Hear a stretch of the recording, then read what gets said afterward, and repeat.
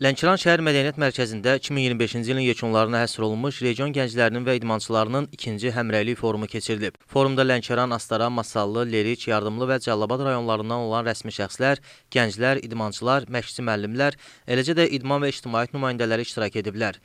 Tədbirdə giriş nitqi ilə çıxış edən Lənkəran şəhər icra hakimiyyətinin başçısı Taleh Qaraşov qonaqları qarşıdan gələn dünya azərbaycanlılarının həmrəylik günü və yeni il münasibəti ilə təbrik edib.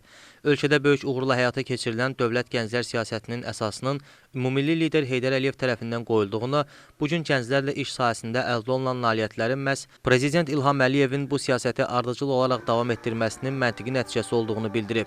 Millət vəkili Fariz İsmailzadə belə tədbirlərin gənclər və idmançılar arasında həmrəylik ruhunun gücləndirilməsi, onların uğurlarının tanınması baxımından böyük əhəmiyyət kəsb etdiyini diqqətə çatdırıb. Lənkəran Astara Regional Gənclər və İdman İdarəsinin rəisi Teymur Babazadə çıxış edərək, ölkəmizdə gənclər və idman sahəsində qazanılmış uğurlardan danışıb. Azərbaycanın dünya arenalarında qazandığı parlaq idman qələbələrindən söz açaraq, ölkə prezidenti İlham Əliyevin gənclərin daim yanında olduğunu vurğulayıb. Tədbir zamanı həmçinin gənclərlə iş sahəsində fərqlənən şəxslər, dövlət qurumları ilə səmərəli əməkdaşlıq edən nümayəndələr və idmançılar müxtəlif nominasiyalar üzrə mükafatlandırılıb. Sonda qonaqlara gənclərin ifasında musiqi və rəqs kompozisiyaları təqdim olunub.